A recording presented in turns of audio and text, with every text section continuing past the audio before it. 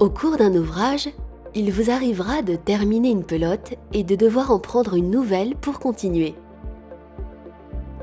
Surtout, ne raccordez pas les fils en faisant un nœud. Il existe de bien meilleures façons de le faire. Voici comment raccorder discrètement des fils au milieu d'un long rang ou au milieu d'un tour lorsque l'on crochette en rond. Crochetez votre dernière maille comme d'habitude jusqu'à sa dernière étape. Si c'est une maille serrée, il vous reste 2 boucles sur le crochet. Prenez le fil de votre nouvelle pelote avec le crochet.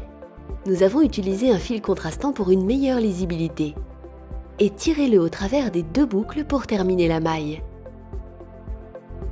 Tendez les 2 bouts de fil contre le bord supérieur de votre travail, sur l'envers, et crochetez quelques mailles serrées par-dessus. Les fils sont ainsi maintenus à l'intérieur des mailles et vous n'aurez pas à les rentrer. Vous pourrez les couper plus tard. Lorsque vous travaillez en rang aller-retour, vous pouvez aussi raccorder les fils avec un nœud coulant à la fin d'un rang. Crochetez votre dernière maille comme d'habitude, jusqu'à sa dernière étape. Si c'est une maille serrée, il vous reste 2 boucles sur le crochet.